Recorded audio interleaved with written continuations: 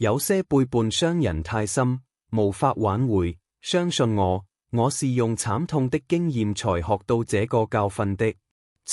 我一直相信，當兩個人結婚時，是因為他們對未來有着相同的願景。他們可能不會在所有事情上意見一致，但至少他們彼此尊重，能夠講出真話。事實證明，我錯了。所以請冷靜一下，因為這不僅僅是一個關於欺騙的故事，它還是一個教訓，讓我們知道何時該永遠離開。我叫查爾斯，我並不是一個有錢人，也沒有人輕易地給我任何東西。我賺的每一美元都來自不懈的辛勤工作、漫長的夜晚以及大多數人甚至不會考慮的犧牲。我白手起家建立自己的事業，孜孜不倦地努力工作，直到不再為財務問題而感到壓力。但對我來說，成功不僅意味着擁有財富，也意味着為家庭奠定堅實的基礎。這一直是我的夢想。我希望我的家充滿愛、歡笑和孩子們四處奔跑所帶來的溫暖。我不只是想提供，我想成為一名父親。當我遇見梅拉時，我想我終於找到了那個能讓我夢想成真的女人。她在各方面都很美麗、自信、獨立、充滿活力。她舉止優雅，從見面的那一刻起，我們就一拍即合。談話進行得很自然，我們之間的化學反應是毋庸置疑的。不久後我就意識到我想和她共度一生。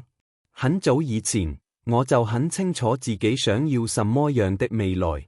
我告訴她我非常重視家庭，孩子對我來說有多重要，以及我希望我的生活以一個強大而充滿愛的家庭為中心。她從不反對，她從來沒有告訴我她不認同這個觀點。相反，她微笑着點頭，讓我相信我們的想法一致。現在回想起來，我才意識到，她實際上從未說過我也想要孩子這句話。但當時，我認為我不需要努力去尋求澄清。當某人對如此重要的事情沒有提出任何反對意見時，你就認為他們同意了。我以為我們是一致的。我們結婚後不久，一切似乎都很完美，至少一開始是這樣的。米拉享受着作為我妻子帶來的所有好處，舒適、安全、能夠旅行和沒有經濟壓力的生活。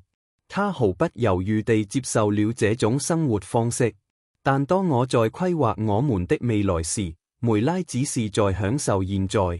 我們的婚姻並不是立刻就出現裂痕的，但回想起來，我可以準確地指出它何時開始形成。熱戀期過後，梅拉 Mila 開始疏遠他。起初，他避免討論生孩子的話題。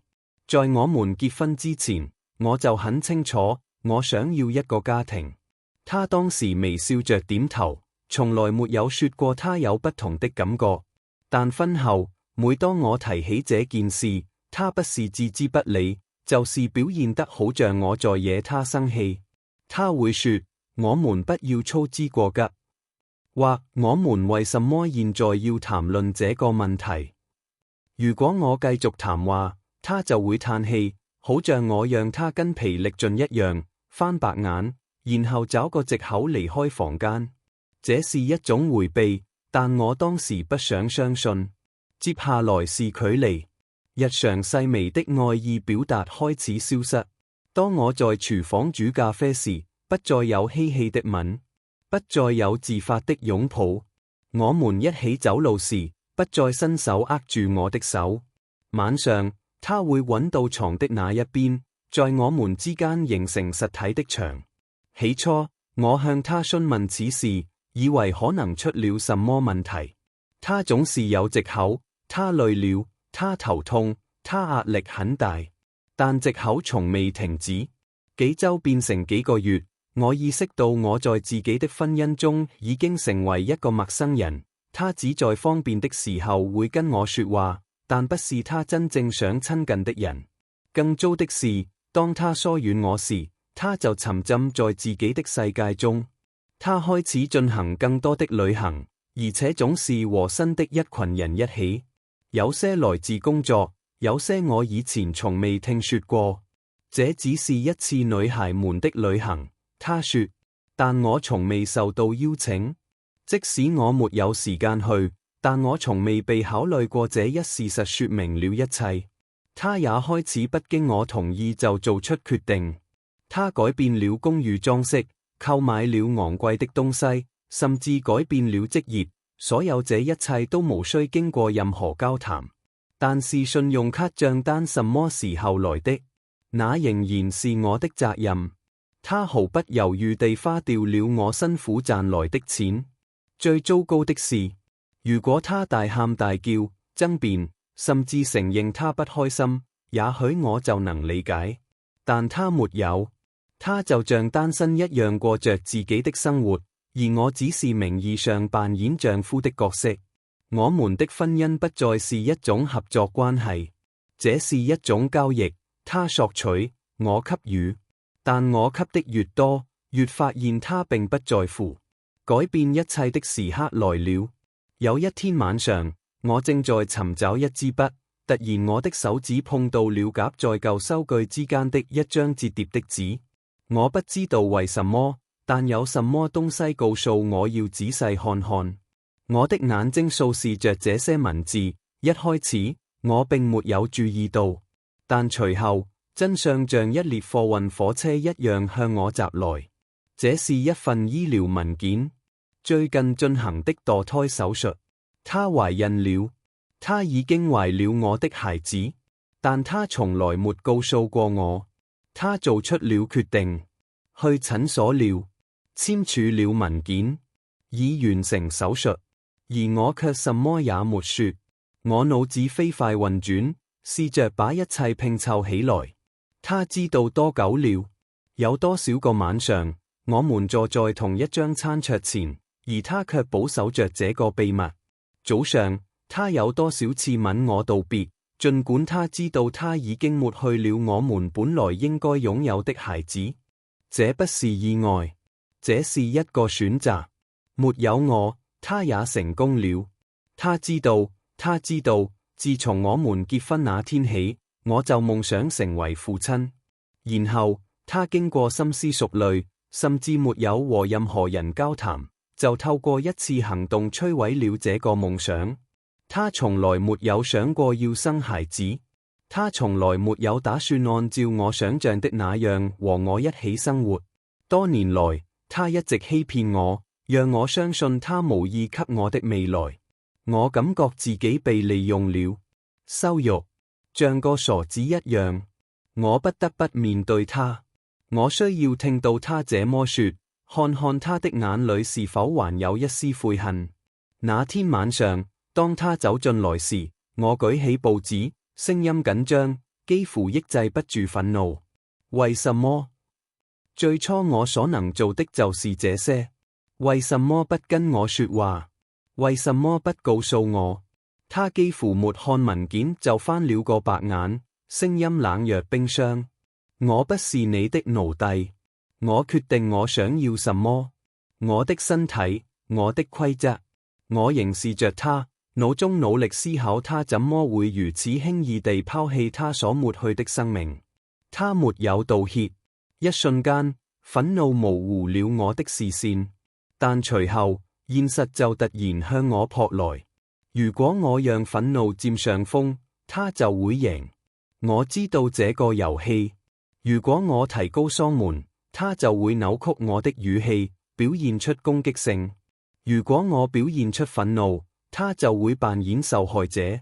如果我靠得太近，他可能會把這件事變成一件毀了我的事情。所以我做了我唯一能做的事，我退後了。很快，他就會意識到，他無法控制接下來會發生什麼事。我點了點頭。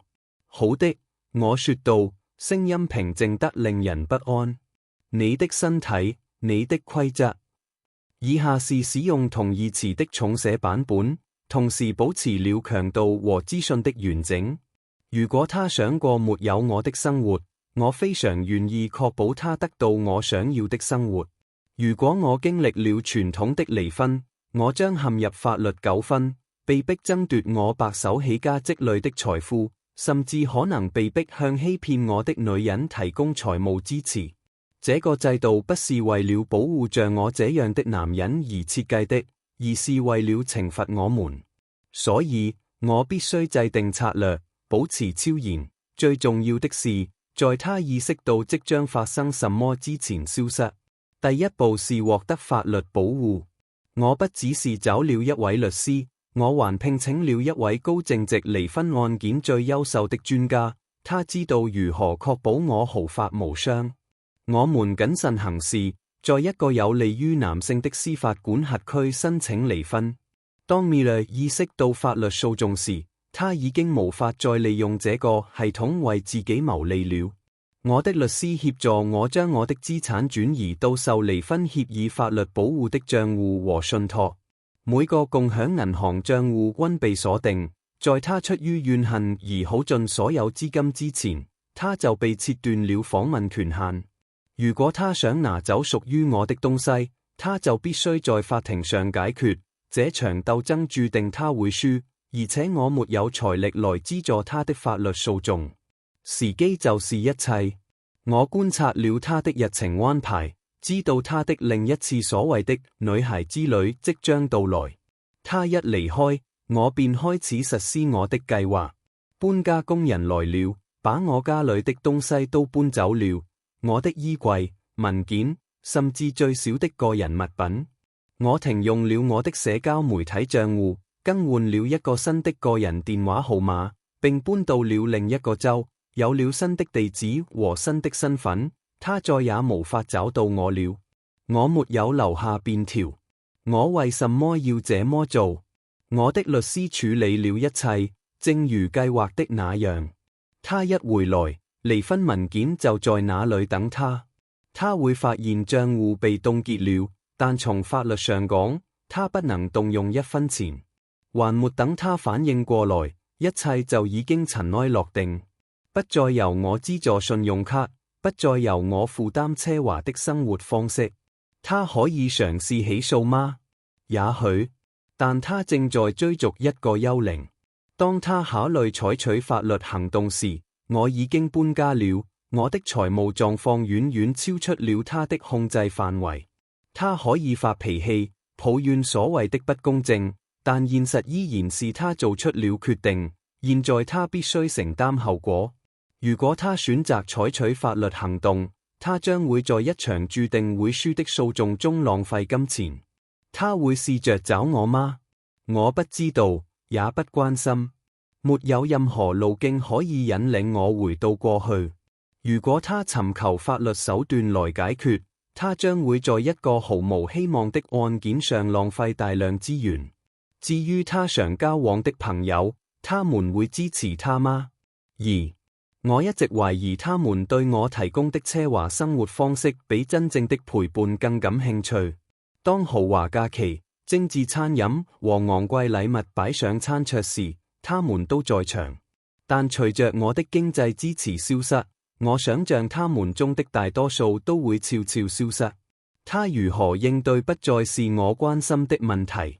也許他重建了自己的人生，也許他很掙扎。這不再是我該承受的負擔了。我只知道我終於自由了，不再單方面的忠誠，不再有破滅的期望，不再受剝削。我滿足了他所有想要的東西，他的自主權，他的獨立性。作為回報，我重新獲得了我最需要的東西，我的平靜，我的解放。重新開始並不容易，但隨之而來的寧靜卻是無價的。我將精力轉向工作，擴大投資範圍，重新找回那些我曾經為了取悅一個不懂欣賞的女人而忽略的熱情。我專注於自己的幸福，自己的抱負，多年來第一次真正把自己放在第一位。讓我告訴你，沒有什麼比與一個只會讓你精疲力竭的人斷絕關係所帶來的平靜更有價值。我不後悔，一個也沒有。我曾經相信愛情是犧牲、耐心、不懈地克服困難，但事實呢？愛情不應該感覺像是一種永久的義務。我給了梅拉一切，我的信任，我的忠誠，我的資源，而她卻毫不猶豫地接受了這一切。她從不重視我的願望，從不承認婚姻應該是一種夥伴關係。所以，我保證她不會再有機會利用我。你們有些人可能會說我太無情了，或許我應該面對她，為我的權利而戰，或試圖挽救剩下的一切。但為什麼？還有什麼可以挽救的？她明確地表明了自己的立場，她的身體，她的選擇。所以，我創造了我的生活，我的自由。我沒有戰鬥就離開了，因為事實上，已經沒有什麼值得我奮鬥的了。我要告訴你的是，如果你的伴侶把你當成事後才想到的人，忽視你的感受，並將你們的關係變成單方面的交易，那麼就不要浪費精力爭吵了，離開就好，走開，永不回頭。你覺得我的決定怎樣？我斷絕一切關係，消失，是不是太極端了？或者這是讓我從一個從未重視過我的人身上真正走出來的唯一方法？如果你處於我的位置，嫁給一個無視你的情感，忽略你的夢想，只顧自己利益的人，你會如何處理？你會留下來為破裂的婚姻而奮鬥嗎？或者你會像我一樣走開嗎？我想聽聽你的想法，請在下面發表評論，讓我知道你對這種情況有何看法。如果這個故事引起了你的共鳴，如果你覺得它引人入勝，富有洞察力或令人大開眼界，請不要忘記喜歡這個影片，並與可能需要聽到它的人分享。也許他們也陷入了類似的境地，感覺沒有被重視，只需要最後的推動力來認識自己的價值。你的支持有助於將這些故事傳播給最需要的人。